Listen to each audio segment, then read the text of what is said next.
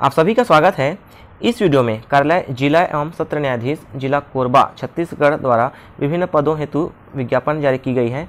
इसके संबंध में पदों की संख्या, आवेदन की प्रक्रिया, शैक्षणिक योग्यता, भर्ती चयन प्रक्रिया, आयु आदि की विस्तृत जानकारी देखेंगे।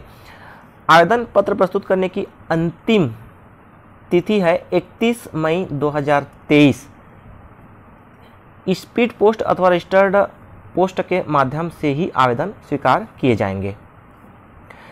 देखिए, स्टेनोग्राफर हिंदी, स्टेनोग्राफर अंग्रेजी एवं सहायक ग्रेड 3 के पदों पर सीधी भर्ती हेतु अर्हता प्राप्त भारतीय नागरिकों और भाषा संघ द्वारा मान्य श्रेणियों के अभ्यर्थियों से इस विज्ञापन के साथ संलग्न निर्धारित प्रारूप में आवेदन पत्र दिनांक 31 मई 2023 को आमंत्रित किए जाते हैं।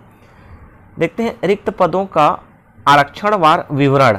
तो स्टेनोग्राफर हिंदी में कुल पदों की संख्या है 2, जिसमें अनारक्षित है 1 और एसटी में है 1। अंग्रेजी में भी सेम है 2, है ना। और सहायक ग्रेड 3 में कुल पदों की संख्या है 28, जिसमें एसटी है 4, एससी है 4, ओबीसी में है 3 और जनरल में है 9। कुल पदों की संख्या स्टेनोग्राफर हिंदी और अंग्रेजी मिलाकर और सहायक ग्रेड 3 को मिलाकर 32 है। देखते हैं आगे। एससी, एसटी, ओबीसी, महिला व भूतपूर्व सैनिकों के लिए आरक्षित पद का लाभ केवल छत्तीसगढ़ राज्य के स्थानीय निवासियों को ही प्राप्त होगा। ठीक है, अदर स्टेट वाले अनारक्षित में पात्र होंगे। देखते हैं वेतनमान एवं न्यूनतम शैक्षणिक योग्यता। स्टेनोग्राफर हिंदी के लिए वेतनमान जो मिलेगा 7th पे का लेवल 7 मिलेगा, जो कि 28,700 से 91,300 होता है। और किसी मान्यता प्राप्त विश्वविद्यालय से अनारक्षित वर्ग के लिए 45% अंकों एवं आरक्षित वर्ग के लिए 40% अंकों के साथ स्नातक, है ना। ग्रेजुएशन चाहिए 45% अंकों के साथ अनारक्षित के लिए, और आरक्षित वर्ग के लिए 40% अंकों के साथ ग्रेजुएशन होना चाहिए। छत्तीसगढ़ या मध्य प्रदेश शीघ्र लेखन तथा मूत्र लेखन बोर्ड या शासन द्वारा मान्यता प्राप्त अन्य समकक्ष बोर्ड से हिंदी शीघ्र लेखन परीक्षा उत्तीर्ण होना अनिवार्य है। उत्तीर्ण होने का प्रमाण पत्र, इसके साथ ही कंप्यूटर का 1 वर्ष या डिप्लोमा होना अनिवार्य है। और देखिए, अभ्यर्थी की कंप्यूटर में हिंदी टाइपिंग 5000 प्रति घंटा की डिप्रेशन होनी चाहिए। हिंदी शीघ्र लेखन परीक्षा उत्तीर्ण न होने वाले अभ्यर्थी आवेदन पत्र प्रस्तुत ना करें। सीधे साफ साफ लिख दिया है, सीधा उनको क्या कर दिया जाएगा, अपात्र घोषित कर दिया जाएगा। सेम है स्टेनोग्राफर अंग्रेजी के लिए, अंग्रेजी शीघ्र लेखन परीक्षा उत्तीर्ण होना अनिवार्य है, बाकी सब सेम है। ठीक है, देखिए इसमें भी जो पास नहीं है वे भी आवेदन पत्र ना करें, क्योंकि उनको अपात्र घोषित कर दिया जाएगा। सहायक ग्रेड 3 पद के लिए इसमें 7th पे का लेवल 4 मिलेगा, जो कि होता है 19,500 से 62,000। और इसमें भी 45% अंकों के साथ अनारक्षित वर्ग के लिए एवं आरक्षित वर्ग के लिए 40% अंकों के साथ ग्रेजुएशन होना चाहिए। इसके साथ ही कंप्यूटर डिप्लोमा 1 वर्षीय होना चाहिए। कंप्यूटर डिप्लोमा में कौन कौन से आते हैं, DCA, PGDCA, कोपा जो कि computer operator programming assistant ITI से होता है, वे बाकी अन्य रिकॉग्नाइज्ड सेंटर, मान्यता प्राप्त सेंटर से वो भी मान्य होते हैं।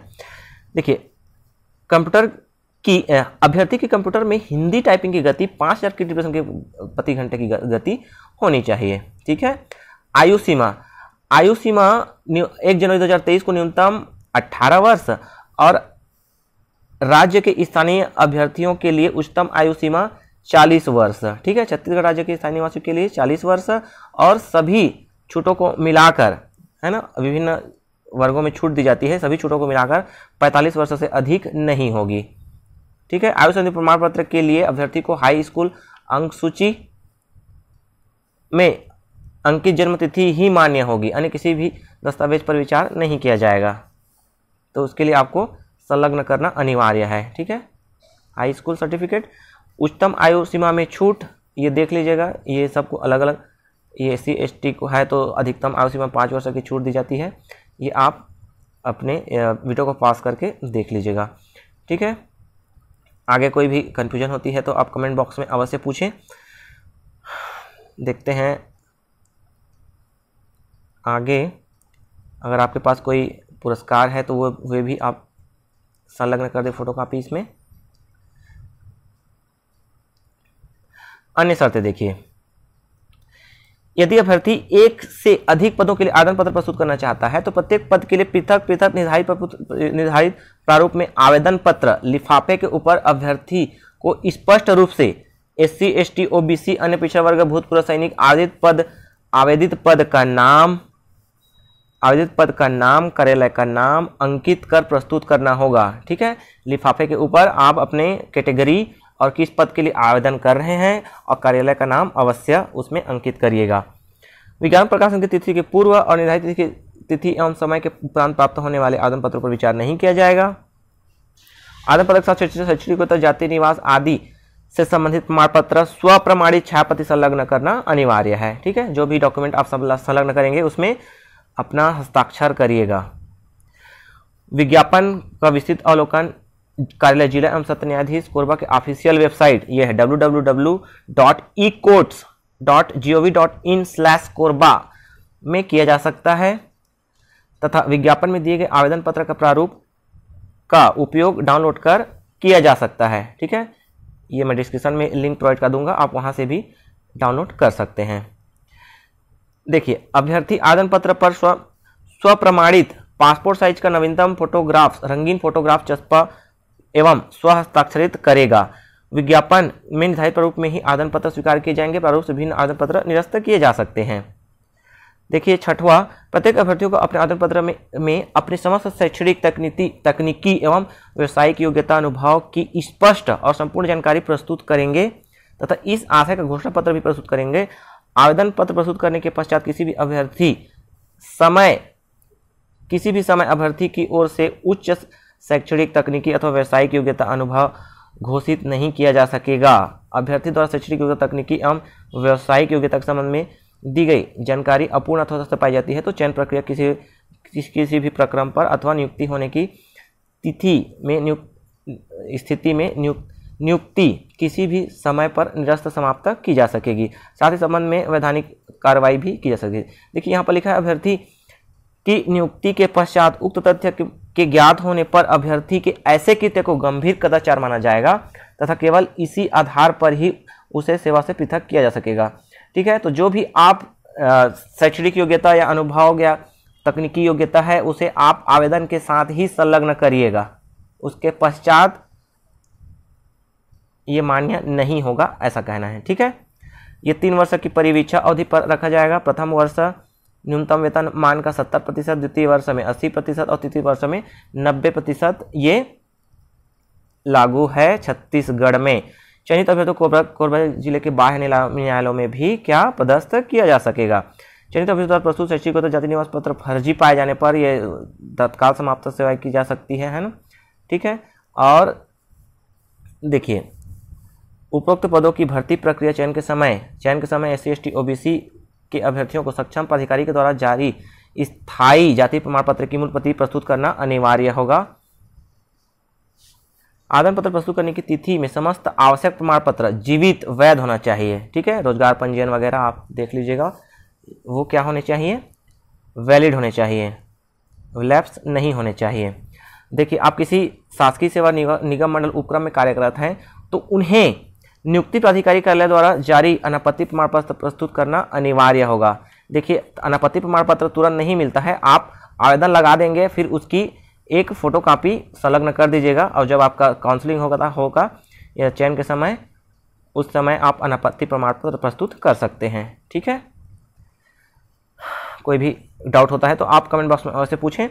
देखिए, कोई भी अभ्यर्थी के विरुद्ध आपराधिक है तो वो नियुक्ति के पात्र नहीं होता है। जो शारीरिक मानसिक रूप से स्वस्थ नहीं है वे भी पात्र नहीं होते हैं। पात्र अभ्यर्थियों की सूची का प्रकाशन व दावा आपत्ति उपरांत अंतिम सूची का प्रकाशन कैसे होगा। देखिए, ये इस वेबसाइट पर, सूचना पटल पर, इस वेबसाइट पर और कार्यालय के सूचना पटल पर चस्पा किया जाएगा।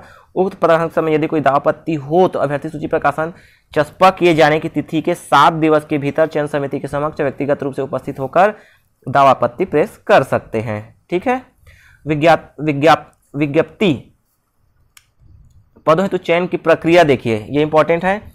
पदवार आवेदनों की संख्या अधिक होने पर विज्ञप्ति पदों हेतु निर्धारित न्यूनतम शैक्षणिक योग्यता में प्राप्त अंकों की प्रामाण्यता मेरिट के आधार पर एक पद पर 10 के अनुपात में वर्गवार मेरिट सूची तैयार की जाएगी, जिसके अनुसार अभ्यर्थी को कौशल परीक्षा हेतु बुलाया जाएगा। समान अंकों की दशा में जन्मतिथि के आधार पर वरिष्ठ को कौशल परीक्षा हेतु अवसर प्रदान किया जाएगा। ठीक है, तो ये निर्धारित न्यूनतम शैक्षणिक योग्यता, तो निर्धारित न्यूनतम शैक्षणिक योग्यता क्या है, इसमें ग्रेजुएशन है ना, ग्रेजुएशन है, तो ग्रेजुएशन प्राप्त मेरिट के आधार पर आपको 1:10 में कौशल परीक्षा के लिए बुलाया जाएगा। ठीक है, जन्मतिथि समान होने पर वर्णमाला में अवसर को दिया जाएगा। स्टेनोग्राफर हिंदी के लिए, स्टेनोग्राफर हिंदी के लिए कौशल परीक्षा देखिए, कुल 500 अंकों का, कुल अंक 500 और समय सीमा 45 मिनट में शुद्धता से टाइप करना होगा। देखिए, अभ्यर्थी को 100 शब्द प्रति मिनट की गति से 5 मिनट का हिंदी सूत्रलेख डिक्टेशन दिया जाएगा, जिसे कौशल परीक्षा के कुल निर्धारित समय 45 मिनट में से शेष 40 मिनट की सीमा में शुद्धता कंप्यूटर में उबंटू लाइनेक्स सिस्टम के लिए लिब्रे ऑफिस में टाइप करना होगा। प्रत्येक छोड़े गए शब्द एवं अशुद्धि त्रुटि के लिए 1 अंक काटा जाएगा, है ना। उबंटू लाइनक्स ऑपरेटिंग सिस्टम में काम होता है, इसलिए उसी में परीक्षा ली जाएगी। ठीक है, एमएस ऑफिस से ज़्यादा वो एमएस वर्ड से ज़्यादा भिन्न नहीं होता है, थोड़ा प्रैक्टिस कर लीजिएगा तो वो हो जाता है। ठीक है, देखिए स्टेनोग्राफर अंग्रेजी के लिए सेम है, इसमें ही 500 अंक दिया जाएगा, लेकिन अंग्रेजी सूत्रलेख दिया जाएगा, उसको भी 45 मिनट में से शेष 40 मिनट की समय सीमा में शुद्धता से टाइप करना होगा। सहायक 3 पद हेतु देखिए, कौशल परीक्षा कुल अंक 260 और समय सीमा 10 मिनट। देखिए, अभ्यर्थी 250 शब्दों के गद्यांश को निर्धारित समय 10 मिनट में शुद्धता से कंप्यूटर में उबंटू लाइनेक्स सिस्टम के लिब्रे ऑफिस यूनिकोड फॉन्ट होता है मंगल में टाइप करना होगा, और प्रत्येक छोड़े गए शब्द एवं अशुद्धि त्रुटि के लिए 1 अंक काटा जाएगा। नोट, सेटिंग जैसे हेडिंग, बोल्ड, पैराग्राफ, अंडरलाइन आदि को भी अशुद्धि त्रुटि माना जाएगा। ठीक है, आप जब भी प्रैक्टिस करते हैं तो शुद्धता का आप विशेष ध्यान रखिएगा, क्योंकि हर सब चीज़ के लिए अंक कटेगा। स्टेनोग्राफर देखिए, स्टेनोग्राफर हिंदी, अंग्रेजी और सहायक 3 के पदों हेतु आयोजित कौशल परीक्षा में से अभ्यर्थी के 1 से अधिक पदों हेतु आवेदन पत्र प्रस्तुत करने की दशा में उसे प्रत्येक पद के लिए आयोजित कौशल परीक्षा में शामिल होना होगा, है ना। यदि आप स्टेनोग्राफर हिंदी, अंग्रेजी और सहायक 3 यदि तीनों के लिए भरते हैं, या फिर स्टेनोग्राफर हिंदी और सहायक 3 के लिए भरते हैं, तो आपको पृथक पृथक कौशल परीक्षा में भाग लेना होगा। वर्गवार मेरिट सूची, कौशल परीक्षा में प्राप्त अंकों के आधार पर वर्गवार अंतिम सूची तैयार कर कार्यालय की वेबसाइट पर अपलोड की जाएगी एवं कार्यालय के सूचना पत्र पर भी चस्पा की जाएगी। प्रतीक्षा सूची 1 वर्ष के लिए प्रभावशील होगी। ठीक है, समान अंकों में जन्मतिथि को वो क्या किया जाएगा, वरिष्ठता दी जाएगी। महत्वपूर्ण निर्देश में देखिए, ये जिला चिकित्सालय में चिकित्सा बोर्ड, ये जब चयन हो जाएंगे उसके बाद प्रस्तुत करना होगा, और आरक्षित वर्ग के उम्मीदवारों को जाति प्रमाण पत्र का सत्यापन प्रस्तुत करना अनिवार्य होगा। ठीक है, ये सब आपके चयन के बाद की प्रक्रिया है।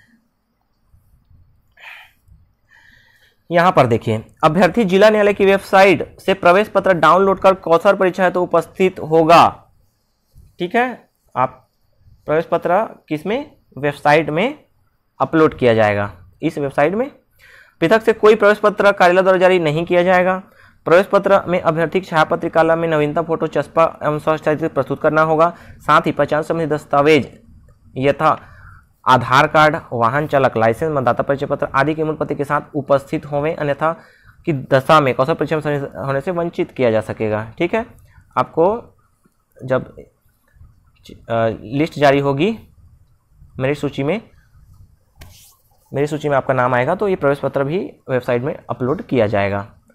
देखिए, कौशल परीक्षा के लिए अभ्यर्थी निर्धारित प्रवेश पत्र के प्रोफार्मा को पूर्वोक्तानुसार स्वयं भरकर कौशल परीक्षा के लिए निर्धारित समय से 1 घंटा पूर्व समय के व्यय है, स्वयं के व्यय पर परीक्षा केंद्र में उपस्थित होना होगा। विलंब से उपस्थित होने वाले को सब शामिल नहीं किया जाएगा। उन्हें किसी प्रकार का यात्रा भत्ता देना नहीं होगा।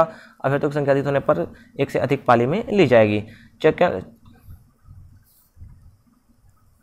ठीक है,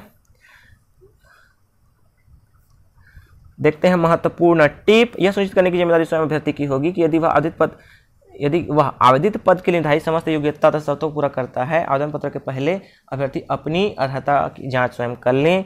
समस्त पूरा करने पर ही आवेदन पत्र प्रस्तुत करें। परीक्षा में शामिल किए जाने का यह अर्थ कदापि नहीं होगा कि अभ्यर्थी को अर्ह मान लिया गया है। चयन के किसी भी स्तर पर अभ्यर्थी के अनर्ह पाए जाने की दशा में उसका आवेदन पत्र निरस्त कर उसकी उम्मीदवारी समाप्त कर दी जाएगी। किसी अभ्यर्थी द्वारा कोई सारवान जानकारी पाए जाने पर उसकी नियुक्ति पश्चात भी सेवा समाप्त कर उसके विरुद्ध दंडात्मक वैधानिक कार्रवाई की जाएगी। ठीक है, देखते हैं अब आवेदन पत्र का प्रारूप। मैं लिंक में इस वीडियो के डिस्क्रिप्शन में लिंक प्रोवाइड कर दूंगा, आप वहां से भी डाउनलोड कर सकते हैं। अभ्यर्थी देख लीजिए आप सरसरी तौर पर कि क्या क्या भरना है। नवीनतम फोटोग्राफ, ये आप इसका प्रिंट निकलवा के, आदित्य पद का नाम, आवेदक का प्रणाम हिंदी में, अभ्यर्थी का पूरा नाम, ये देख लीजिए, पिता का नाम, माता का नाम, पत्रधारक का पता, स्थायी पता, ये सब आपको भरना है। जन्मतिथि अंकों में, जन्मतिथि शब्दों में, ये सब आपको, ये सिंपल सा फॉर्म है। आपको शैक्षणिक एवं तकनीकी योग्यता आप 10th से शुरू करें, क्योंकि आपको 10th की सर्टिफिकेट इसमें संलग्न करना है ना। जन्मतिथि के लिए अनुभव यदि कोई है तो अवश्य डालें क्योंकि उससे आपको प्राथमिकता दी जा सकती है। और आप ये सब देख लीजिएगा। संलग्न प्रमाण पत्र, इसमें आप जो संलग्न करेंगे सब भी लिखिएगा।